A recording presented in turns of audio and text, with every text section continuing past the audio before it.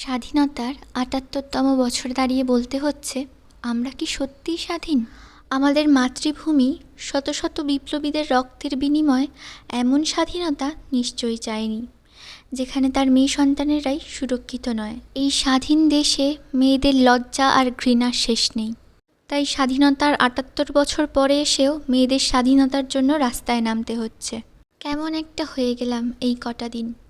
সারাদিন খবর দেখে যাচ্ছি, আর সকলের সাথে আলোচনার বিষয়বস্তু একটাই। বারবার শুধু মনে হচ্ছে, পৃথিবীতে থেকেও নরক দর্শন করলো মেয়েটা। সত্যি আমরা জাস্টিস পাবো তো?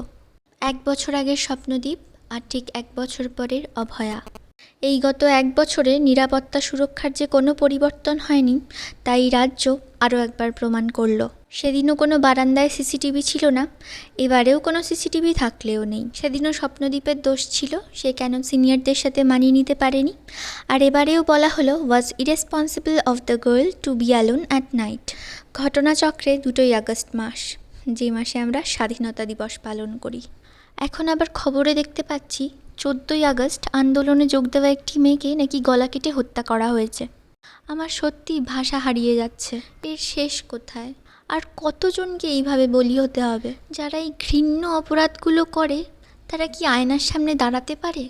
তারা কি ঘুমাতে পারে না খেতে পারে? আমার ভাবতে অবাক লাগে, এই মানুষগুলো কি সত্যি রক্ত মাংসের মানুষ? এদেরকেও কোনো মা, কোনো নারী জন্ম দিয়েছিল। এই পিশাচগুলোর লোলুপ দৃষ্টি থেকে রাতের বেলা তো আমরা নিরাপদ নই, কিন্তু দিনের বেলায়ও বাস, ট্রেন, রাস্তায় কি আমরা নিরাপদ? আমরা কি বলতে পারবো দিনের বেলায় কেউ কখনো নোংরা দৃষ্টি আর অশ্লীল স্পর্শের শিকার হয়নি? চারিদিকে শুধু হাহাকার আর জল্লাদের উল্লাস। প্রতি পদে পদে নারী লুণ্ঠিত, বইছে রক্তের বন্যা আর বাড়ছে লাশের ভিড়। এই মানুষরূপী নরপিশাচের নগ্ন নৃত্যে চাপা পড়ে যাচ্ছে নারীদের আর্তনাদের করুণ সুর। হে ঈশ্বর, তুমি রক্ষা করো।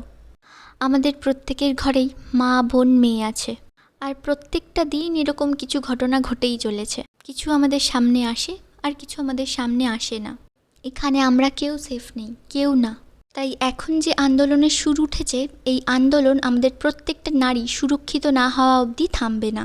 এই নিষ্পাপ মেয়েটার জায়গায় আমি একজন মেয়ে হয়ে দাঁড়িয়ে ভাবছি, ওর সাথে ঘটে যাওয়া ব্যাপারটা কিছুতেই মেনে নিতে পারছি না। শরীর কেঁপে উঠছে, সত্যিই বুক ফেটে আসছে। এই কদিন ধরে আমি ক্যামেরার সামনে বসে কিছু কথা বলার চেষ্টা করেছি, কিন্তু আমার গলা শুকিয়ে এসেছে, তাই আজ ভয়েস ওভার দিচ্ছি। এছাড়াও ইউটিউবের community post, Facebook page, Instagram সব কিছু থেকে প্রতিবাদ জানিয়েছি। সোশ্যাল মিডিয়া খুব স্ট্রং একটা প্ল্যাটফর্ম, তাই আমাদের যাদের সোশ্যাল হ্যান্ডেল আছে, প্রত্যেকে যেন নিজেদের মতন করে প্রতিবাদ চালাই। এই প্রতিবাদ যেন না থামে, এর বিচার চাই। আজ একটা কথা বলতে বাধ্য হচ্ছি। আজ প্রায় ১ বছর হতে চলল আমি আমার দেশের বাইরে। আর যারা দেশের বাইরে থাকে তারা হয়তো সবাই একমত। এখানে মেয়েদের পোশাক আশাক, রাত বিরেতে বাড়ি থেকে বেরোনো, এই নিয়ে মেয়েদের মনে কোনো ভয়ের সঞ্চার হয় না। এখানে পোশাক আশাক নিয়েও কোনো পুরুষের লোলুপ দৃষ্টির শিকার হতে হয় না। কিন্তু আমাদের দেশে প্রতি পদে পদে ভয় আর আতঙ্ক। দেশের সংবিধান আর বিচার ব্যবস্থাই পারে একটা সুস্থ সমাজের জন্ম দিতে।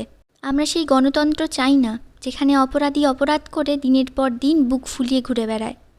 যে সমাজ একজন মহিলাকে নিরাপত্তা দিতে পারে না, সেখানে কিসের স্বাধীনতা?